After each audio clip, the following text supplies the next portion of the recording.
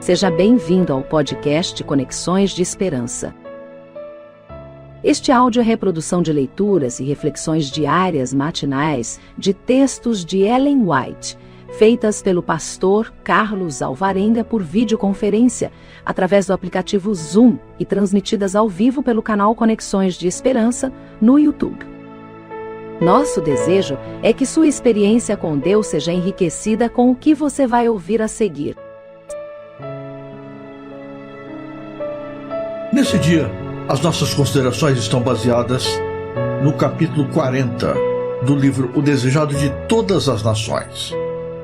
Neste capítulo nós lemos assim: Sentado na relva da planície, ao crepúsculo de uma tarde de primavera, o povo comeu do alimento que Cristo provera. As palavras por eles ouvidas naquele dia soaram-lhes ao ouvido como a voz de Deus. As obras de cura que presenciaram eram tais que só o poder divino as poderia realizar. Mas o milagre dos pães tocou a todos naquela vasta multidão. Todos participaram de seus benefícios. Nos dias de Moisés, Deus alimentara Israel com o maná do deserto. E quem era este que os alimentara naquele dia, senão aquele de quem Moisés tinha profetizado? Poder algum humano poderia criar de 5 pães de cevada e 2 peixinhos alimento bastante para saciar milhares de criaturas famintas. E disseram uns aos outros: Este é verdadeiramente o profeta que devia vir ao mundo. Durante todo o dia, essa convicção se robustecera. Aquele ato que tudo coroou é a afirmação de que o longamente esperado libertador se acha entre eles. As esperanças do povo vão subindo de ponto. É este aquele que há de tornar a Judéia um paraíso terrestre, uma terra que mana leite e mel. Pode satisfazer todo o desejo. Pode derribar o poder dos odiados romanos. Pode libertar Judá e Jerusalém. Pode curar os soldados feridos na batalha. Abastecer exércitos inteiros de alimento. Conquistar as nações e dar a Israel o domínio longamente ambicionado. Em seu entusiasmo, o povo estava disposto a coroá-lo imediatamente rei. Vêem que ele não faz nenhum esforço para atrair a atenção ou para conquistar honras para si. E temem que não venha nunca reclamar seus direitos ao trono de Davi. Consultando-se entre si, concordaram em apoderar-se dele por força e proclamá-lo rei de Israel. Os discípulos unem-se à multidão em declarar que o trono de Davi é a legítima herança de seu mestre. É a modéstia de Cristo, dizem, que o faz recusar esta honra.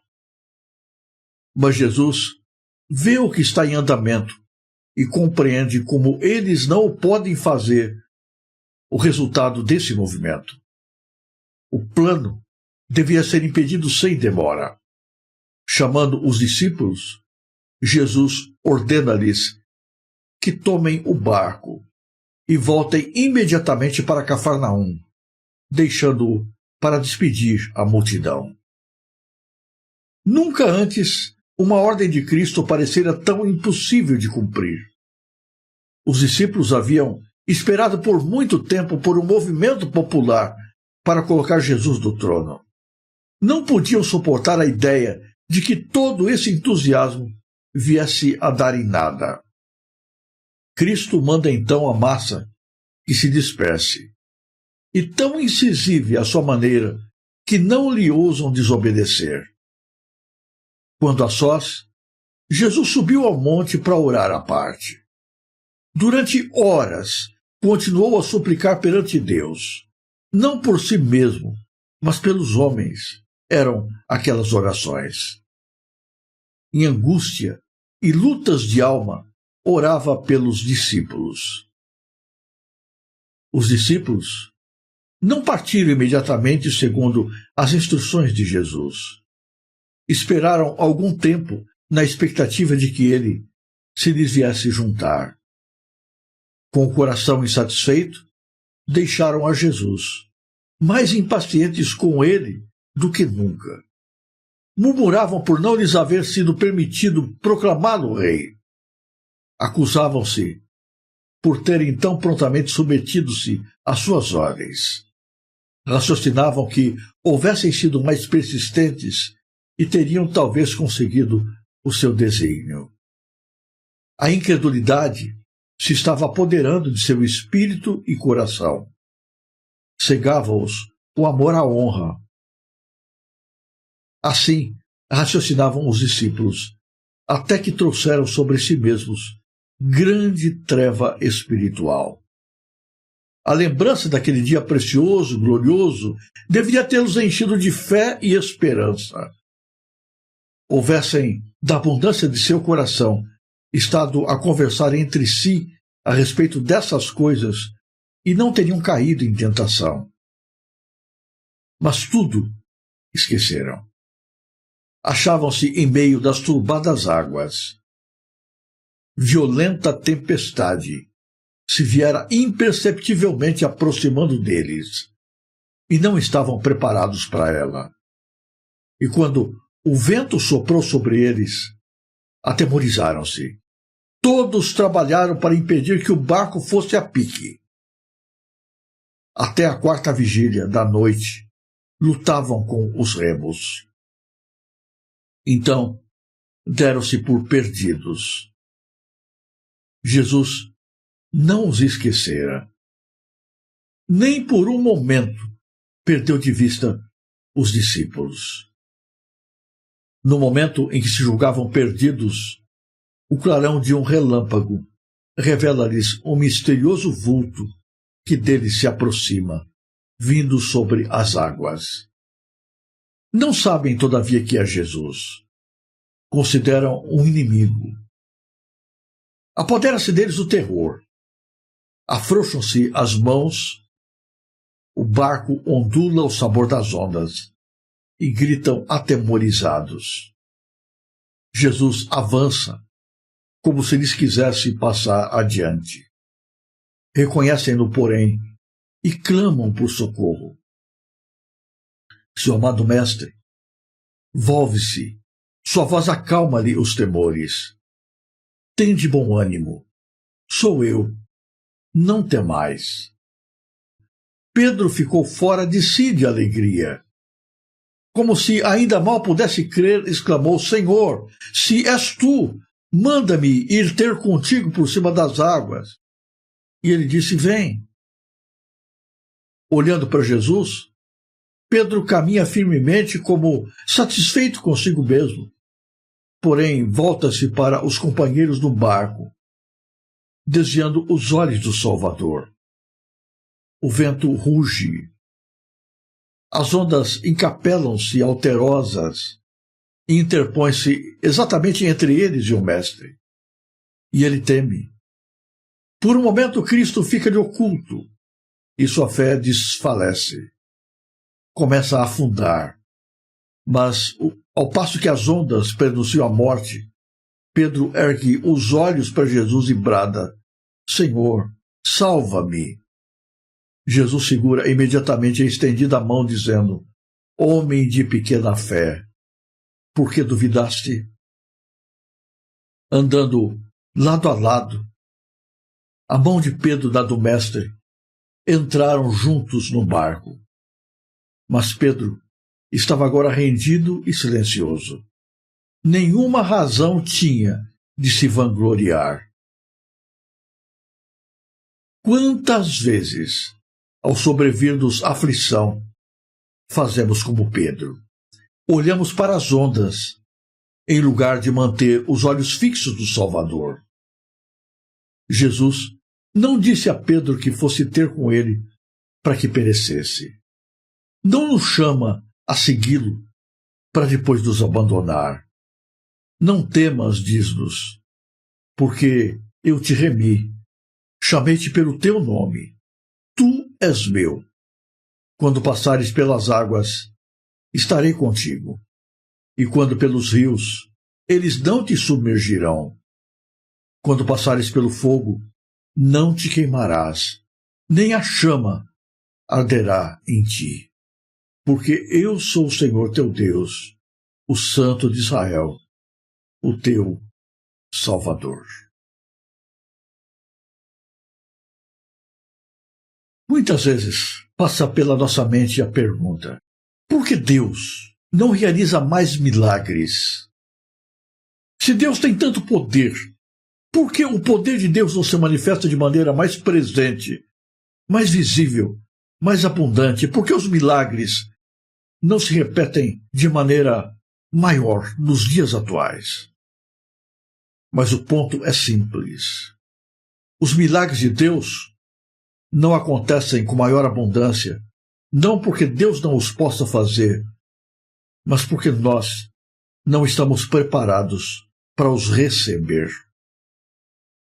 Na nossa condição de incredulidade, de incompreensão da vontade de Deus, nós não estamos prontos para lidar com esses milagres que Deus poderia estar realizando na nossa vida. Aquele dia foi um dia excepcional, inesquecível para todos que ali estiveram. Enfermos foram curados e no final do dia, todos foram alimentados com um milagre que levava as pessoas a relacionarem Jesus como o Messias. Desde Moisés, nunca antes o povo se vira alimentado de maneira milagrosa.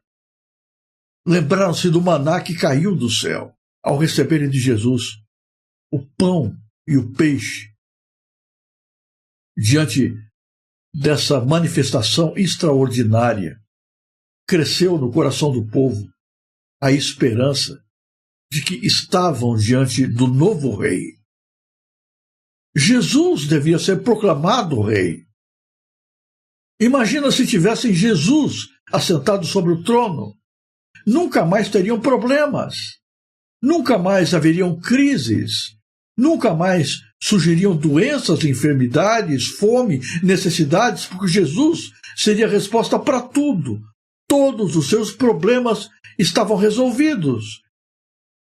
Só que Jesus resistia à ideia de assumir um poder temporal. Os discípulos olhavam para Cristo e achavam que Cristo era muito tímido.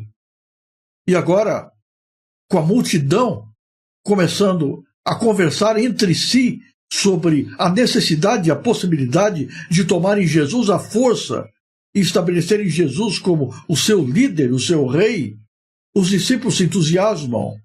Eles entram na onda da multidão. Jesus sabia tudo aquilo que estava acontecendo no coração das pessoas.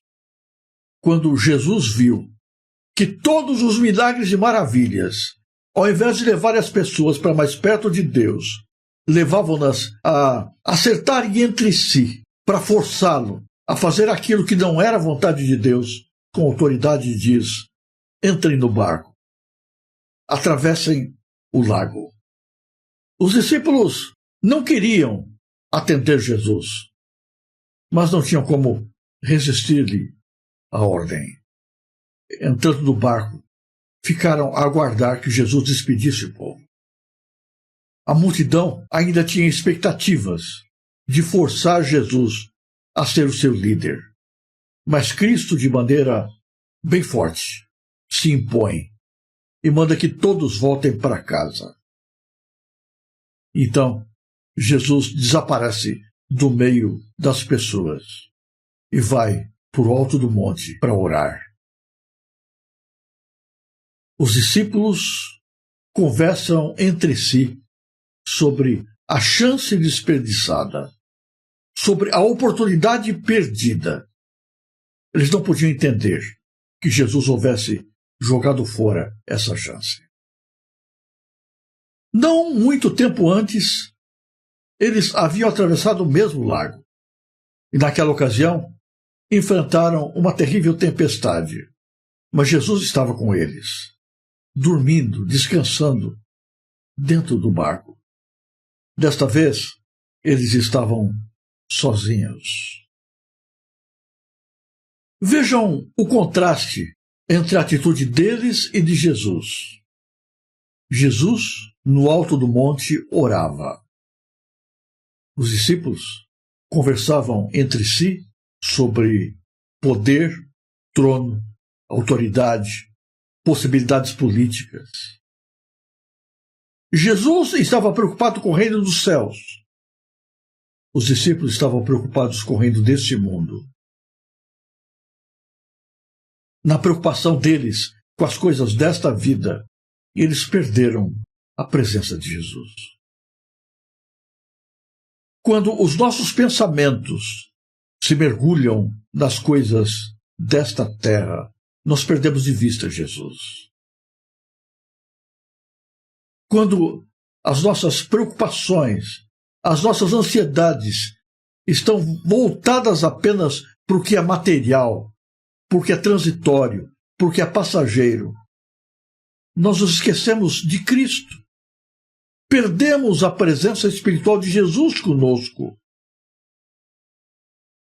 E sozinhos, sem Jesus, enfrentaram as tempestades da vida.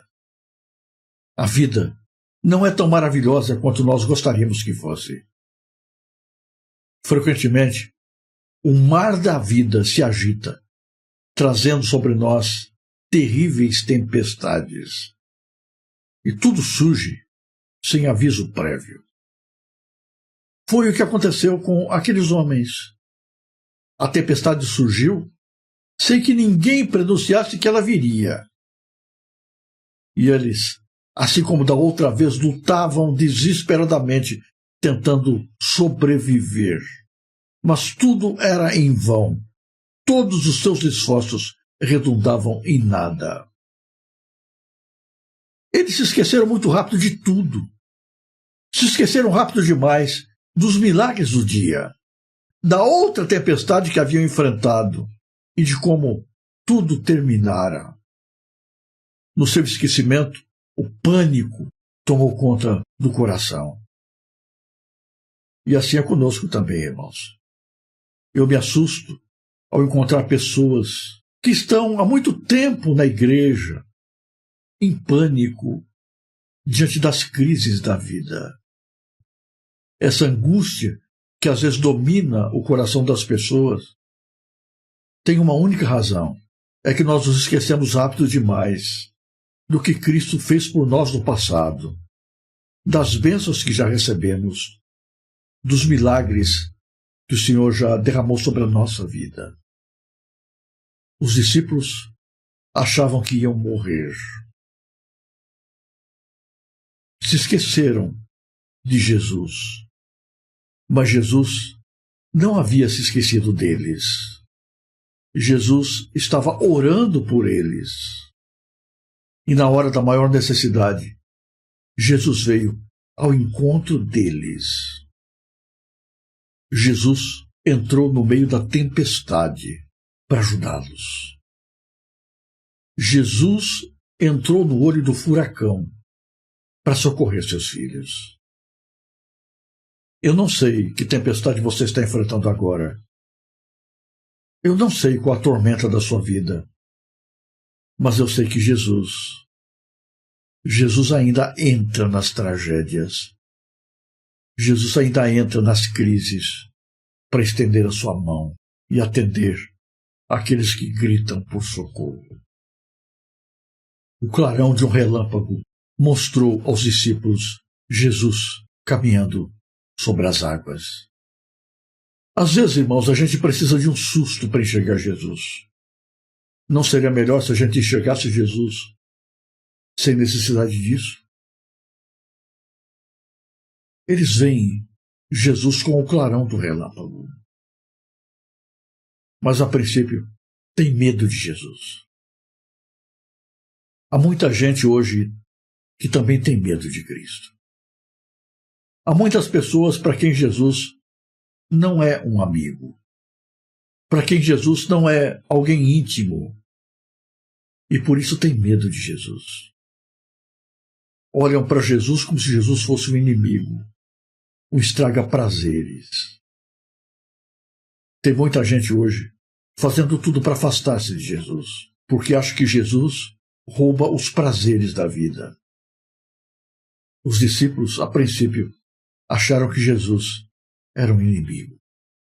Mas no desespero, precisando terrivelmente de auxílio, eles reconhecem finalmente a presença de Jesus e clamam a Ele. Pedro pede a Jesus que lhe conceda ir ao seu encontro sobre as águas. Jesus atende ao pedido de Pedro. E Pedro, todo orgulhoso de si mesmo, faz o extraordinário feito de pisar sobre a água sem afundar. Mas ao ir ao encontro de Cristo, Pedro deixa que o orgulho o afasta de Cristo e ele começa a afundar. Há uma lição importante para nós aqui, irmãos. Há muitos que estão caminhando para Jesus, mas se perdem porque deixam que a autoconfiança desvie seus olhos de Cristo. Se milagres acontecem na sua vida, não é porque você mereceu mais do que os outros. Se você foi salvo, enquanto outros não é porque os outros eram piores do que você. É porque Deus foi bondoso contigo. Nunca olhe para suas conquistas e se julgue merecedor de alguma bênção. Tudo o que te acontece de bom é porque Deus é bom. Não perca de vista Jesus. Porque se você perder de vista Jesus, você vai afundar. Você vai cair. E vai cair nos mais vergonhosos pecados, porque sem Cristo não temos nada que nos sustente. Essa leitura de hoje impõe-nos alguns pensamentos. Diante de tantas bênçãos e de tantos milagres que Deus derrama sobre a nossa vida, os nossos olhos estão voltados para onde? Para o céu ou para a terra? Para o espiritual ou para as coisas materiais?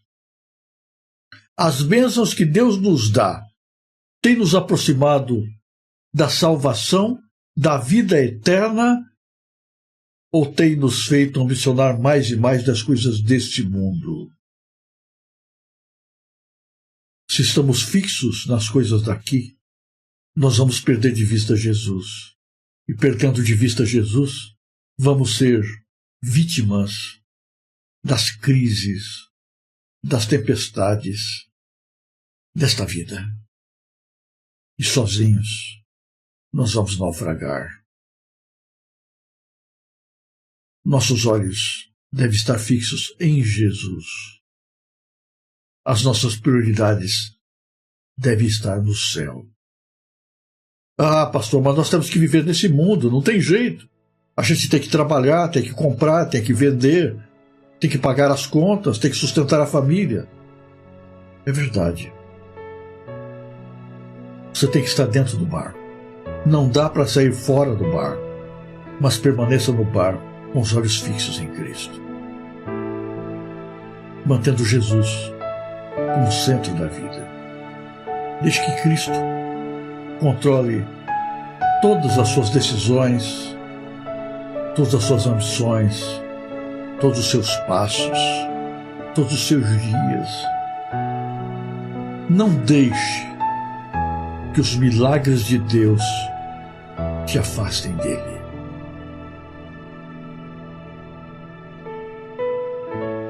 Se você apreciou este áudio, inscreva-se no canal para continuar conosco nesta jornada de crescimento espiritual. E se puder, não se esqueça de compartilhar com outras pessoas.